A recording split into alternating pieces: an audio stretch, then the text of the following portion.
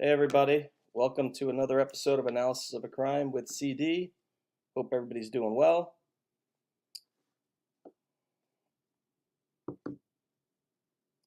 Make sure my audio is good here. Yes. Everybody hears me, right? Give me just tap 1 if you could hear me. Just want to make sure we're working. How's everybody doing today? I spent an hour and 15 minutes going over the entire affidavit, and something was wrong with the audio. I don't know. I'm going to have to redo it. Very frustrating, but what are you going to do? But we're going to go over it today. Spin's going to join us around 12:30, 12:40. Glad everybody could hear me now. Would have been nice to somehow test it before when I was doing. It was my first time ever recording on StreamYard to post on YouTube. It is what it is. I mean, I gotta learn the ins and outs. But affidavit out yesterday. We're gonna go over it. What's important, and this is an extensive probable cause affidavit. Probably one of the most extensive that I've seen for for a single suspect. 18 pages long, very detailed. Goes into the inside the home. Vincent, the audio is out. Very soft audio.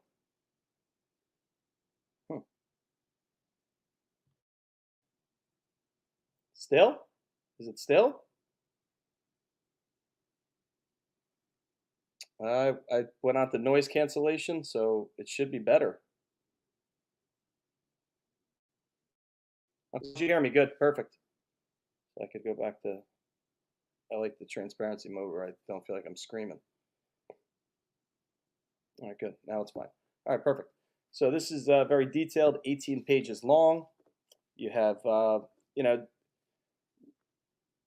never seen, I've really never seen law enforcement get blasted as bad as Moscow PD did for this case in 50 days.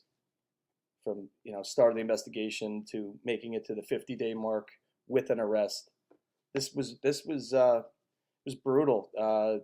You had Brett Payne, who was the lead investigator. He got crushed by public opinion because he has 4 years on the job in Moscow, but he was also military police officer. So you gotta look at it every which way.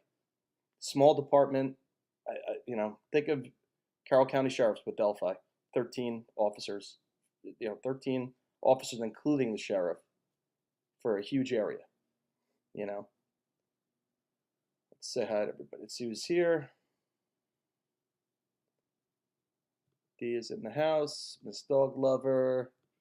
What's up, New York? Rory, how are you? Krista Cole. Jill. I said D.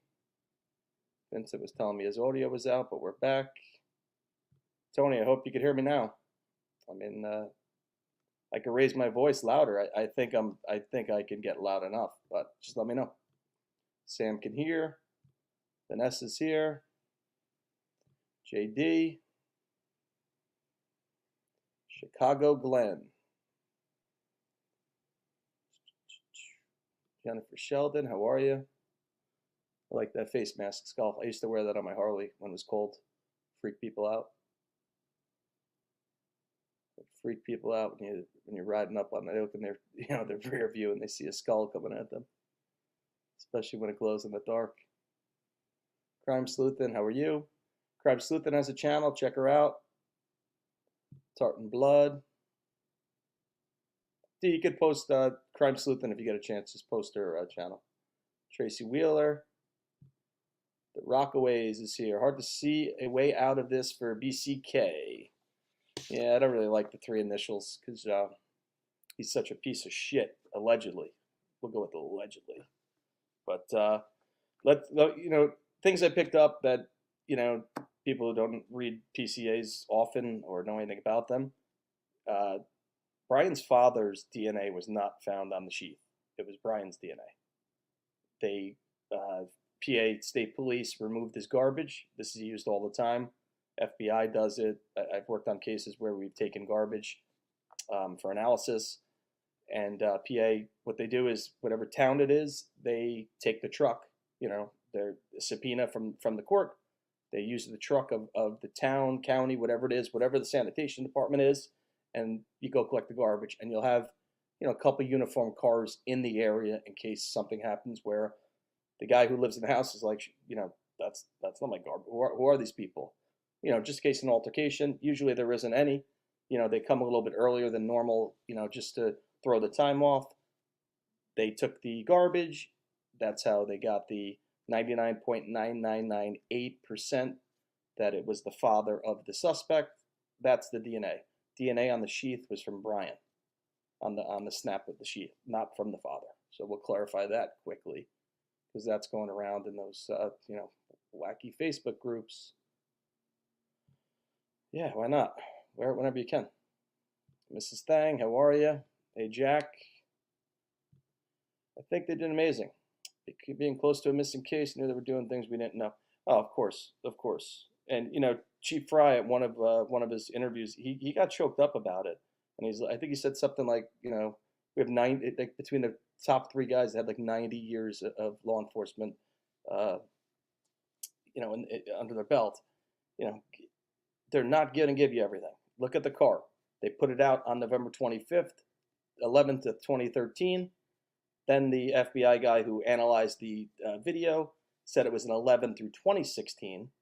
But on the 29th, Bryan's car was already found on the Washington property. They never updated it to being 2011 to 2016. They didn't need to. They felt that they had their suspect. Took a month to, arrest him, but that's the way it goes. You want to make sure everything's ready. Everything's ready to go. I'm sure he would love BCK Tracy. I am sure he would. AB is in the house. What's up, AB? Steffa, I just saw your name. What's up, Steffa? How are you? Hope you're doing well. Thanks for being here. Did an outstanding job. As I said many times, they're not going to tell you everything. Made a couple mistakes here and there. I find it little weird that they removed the vehicles on November 2019, which they should have moved them earlier, but they didn't. And that's the same day that Bryan's vehicle was found. And they removed the vehicles off the property. Coincidental? Possibly. Possibly could just be something coincidental. But yeah, there's a lot in here. So before Aspen comes on, I just want to go over the Dylan thing. And, I'm just going to give it. All right, so talked to a lot of content creators behind the scenes, and I was given something in November, and me and him were talking about it last night. Hold on one second. Audio might have popped out for 1 second. Let me know if it did. That's because I had to turn Bluetooth off on my phone. When you got Apple, whenever you pick up your phone, if you're on the computer, it switches. I turn the Bluetooth off. So, I spoke to Jeremy a couple times. This info did not come to him. I've been talking to multiple people in and around the college, connections with maybe a frat, or just, it doesn't matter where it came from. But I just took screenshots because of it. We were just talking about it last night. He's like, man, you were so on with what you told me December 3rd. So I was told that this was what was talked about from the initial neighbors of the house and frat house where Ethan lived. That most likely Dylan woke up after hearing a loud noise, like a person jumping up and down or someone falling down, then a single scream. This is what I was told probably like within 2 weeks of the murders. And I didn't put it out there because it's rumor at that point, and there's no reason to, I'm not here to spread rumors. Here is where they don't know which is true. She may have looked out her bedroom, seeing a figure either up the stairs in the hallway that might have been wearing a mask, but it was dark. Thinking that she might be seeing things, she goes and locks the door in the other girl, and possibly in the other girl's room. Now, a lot of pieces of this are true. A lot of pieces of this are true. some of them, you know, like telephone, things get misconstrued when they're given to somebody else. What I will say is, and listen, I'm not here to judge anybody. There might have been possible some type of drug use used that night that can cause maybe hallucinogenic behavior. That's all I'll say on that. And I'm not here to, you know, to victimize anybody. You know, it's college, people experiment with things, whatnot. Could that be the reason why maybe she didn't know if it was real or not? You know, that could be possible. But, you know, it just shows you that, oh, and that it could have been a black balaclava, which if you know what that is, this part is open. So you wouldn't, you know, you wouldn't see the hair because the hair wasn't described by her. And I was told it was a balaclava mask. So I might, we'll see. I mean, I have receipts. Like people say, I have them. And these were given, you know, this info was given to me and, you know, I'm not going to say what type of drug it was, not important. Come to your own conclusion with that. And I said to this content creator, and he comes in here. It's not Sleuth, so I don't think it's Sleuth. There was somebody else that I talked to, and I said, if this is how it played out, I feel third floor was first, and then come down to the second floor, and that's exactly how it seems to possibly gone. Maybe, not that it matters. I mean, listen, it's not about being right. It's just the info that was given to me was right, which you know. When the info comes out, and now I know it was factual, that's, you know. So getting to Dylan's piece, right? Got to print it. I got it on the screen. Maybe I could put it on the screen. Let me see. I probably can. I got to go to the right page first.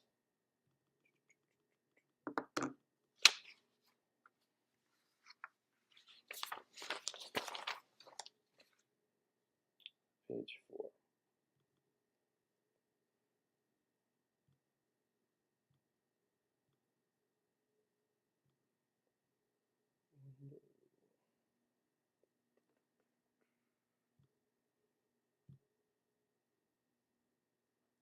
All right, this is page 4 of the affidavit. DM stated she originally went to sleep in her bedroom on the southeast side of the second floor.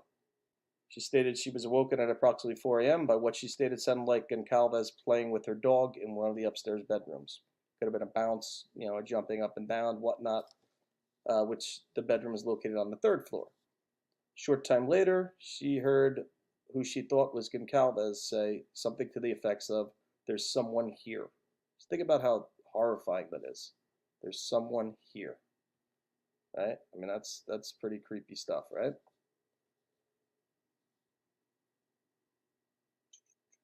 A review of records obtained from a forensic download of Kernodle's phone showed this could also have been Kernodle, as her cellular phone indicated she was likely awake and using the TikTok app at approximately 4:12 a.m. She also was up because she grabbed her food. I don't know if she ate it. We do know the bag was on the counter. We don't know, you know, could have been full. We have no idea if she got to eat her food or not. Stated she looked out of her bedroom but did not see anything when she heard the comment about someone being in the house. So that's one time she looked out. Then she opened her door second time when she heard what she thought was crying coming from Kernodle's room. DM then said she heard a male voice say something to the effect of, "It's okay, I'm going to help you." Think about how horrifying that is. And, you know, it's 4 a.m., it's dark, it's pitch black. You don't want to turn your light on and draw, you know, anything into you.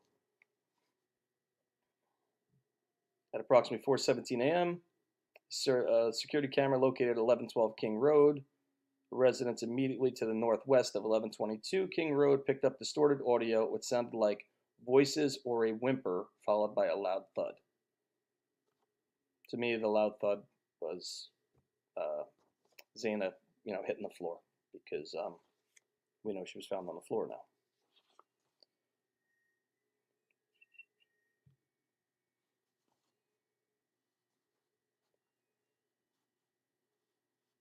Okay, so then she stated she opened her door for the third time after she heard the crying and saw a figure clad in black clothing and a mask that covered the person's nose, walking towards her. So that can be fitting to a balaclava because there's nothing said here about hair. It says 5'10" or taller, male, not very muscular, but athletically built with bushy eyebrows. Male walked past DM as she stood in a frozen shock phase. The male walked towards the backsliding glass door. DM locked herself in her room after seeing the male. So I was told that she locked herself downstairs. That wasn't true. She locked herself in her own room. But that's what I'm saying. Some pieces were distorted, but a lot of it was factual. And the info coming from, what's up, Jim? The info coming from within Idaho, within Moscow, was right from the jump. I mean, this was said right after the murders happened. And believe me, Dylan is possibly the one who fainted when 911 first got there. So the 911 call, as I said, something very pertinent was on it. That's why they didn't release it. So you had her friend relaying she saw a person in the hallway. She saw him walk right past her, the description. So you put that out, and then Bryan's gone. He's going to try and get out of the country. So they did the right thing. They did the right thing. Hearing that 911 call is going to be jarring because it's going to help tell the story. She did not recognize the male. This leads investigators to believe that the murderer left the scene. And what I say to you, it has to be somebody who was stalking the house, probably came into contact with one of the girls. We haven't been told it yet, but that's coming. That's the next part to come. And if anybody noticed, right, it says about his Vans sneakers. Looks like he's wearing Vans. When he was getting on the plane, he had the toilet paper from wiping his ass stuck to his shoe. They weren't touching that. They let him walk around with, they looked like toilet paper stuck to his shoe. So whatever, right? So yeah, this is very disturbing when you think about it. Very, very disturbing stuff. I put the wrong page up. Nobody told me. Here's page 4.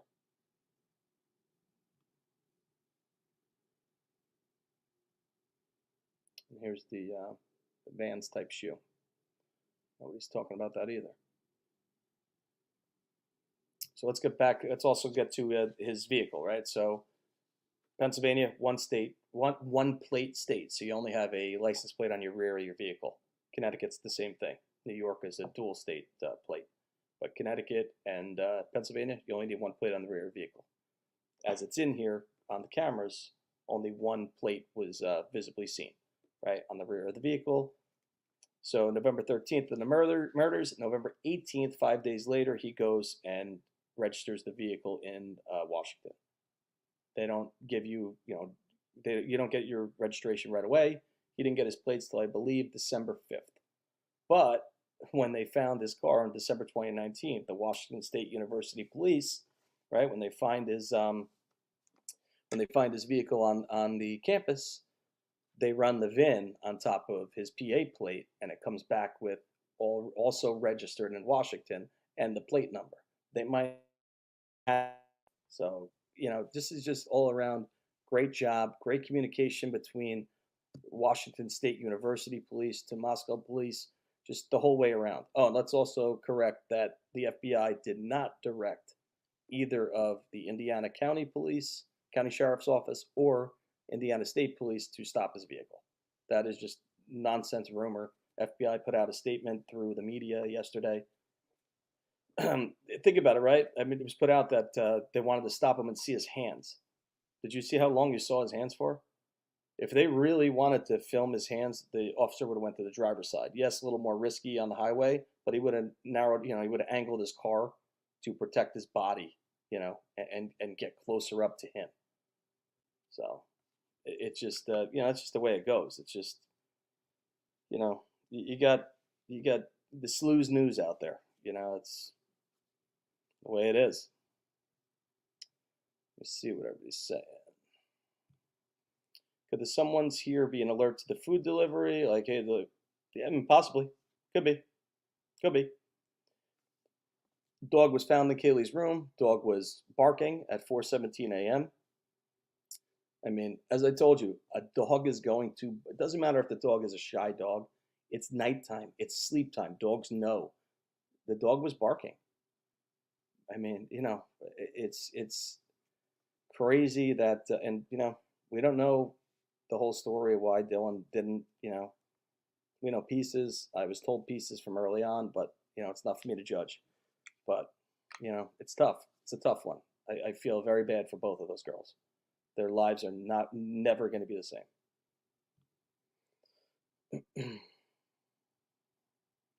Yeah, I mean, Rocko's.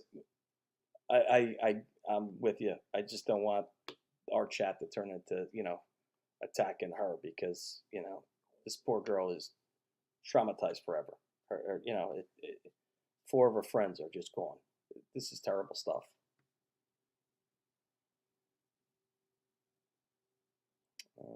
Just reading what's going on here. People seem to ignore that calling police requires you to talk. No, it doesn't.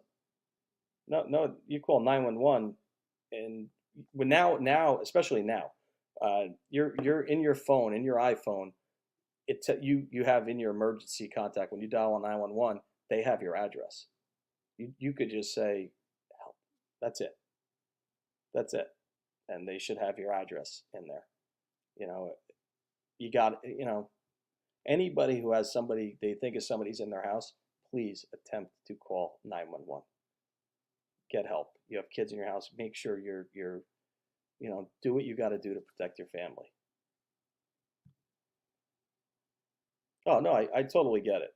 It could be just total trauma related, absolutely.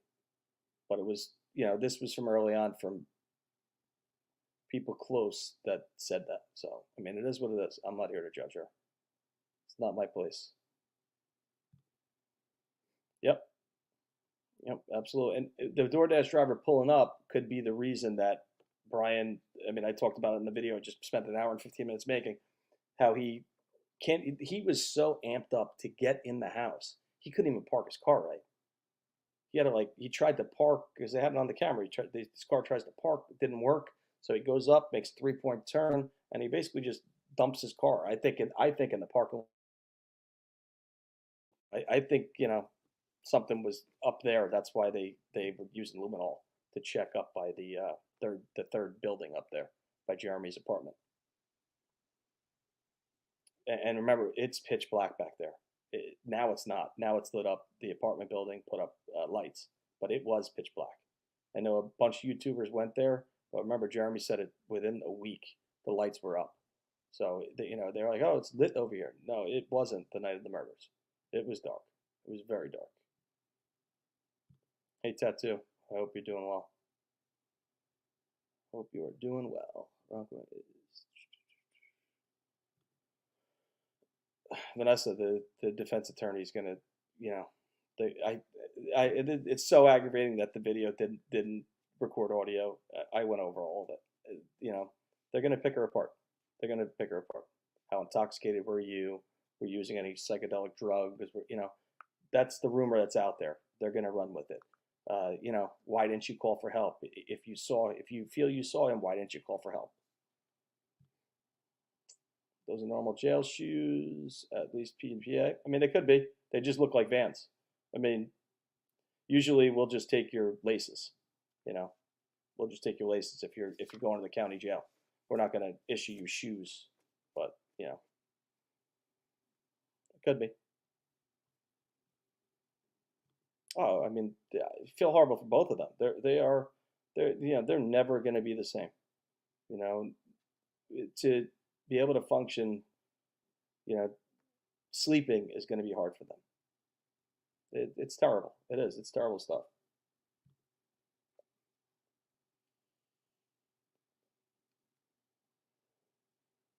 Well, this is good, Rockway's. Rockway said, hard to say until we know her full testimony. I think the other evidence will be more important to the jury's decision, DNA, blood, etc. Now, people are bashing Bryan. I mean, he drove his own car there, but how else was he going to get there? 10 miles in between, 14-minute drive. That's an hour and a half, 2-hour walk. Think about it that way. Not going to happen. You can't take an Uber there. That they're going to check Uber. they're going to subpoena Uber to see if what rides came in from there. How else is he getting? Renting a car? They're going to have that checked, all rental cars, you know, especially the cameras in the area. He was there 12 times. Remember that. 12 times that his phone was on. How many times was he there? It was off. Think about that. He was hunting. He was hunting. He was hunting them. Did he see them at, and again, said this in the video that isn't going to get published because the audio didn't work. Did he see them at the grub truck? Did he buy them a meal? Anybody's good at checking Twitch. See if BK, when Aspen comes on, he knows the username. See if, the Halloween weekend, if he bought them a meal, could be, there's going to be something there. There's going to be something there. Oh, I got to put up the video of what looks like him removing the camera. We talked about it on a live Tuesday. I forgot to do that because I was waiting for him to get off the plane, but I'll do that later. I will get that up.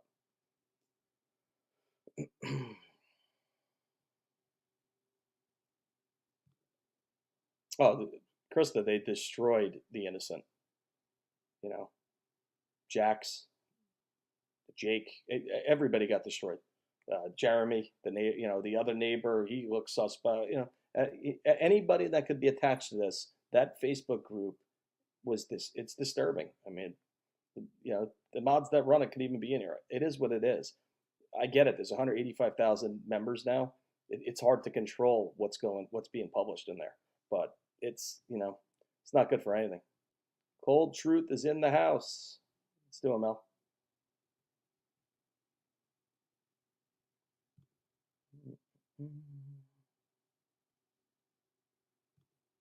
Yeah, there's text that I want. My whole thing is, if you feel somebody is in your home, do what you got to do. Make the call.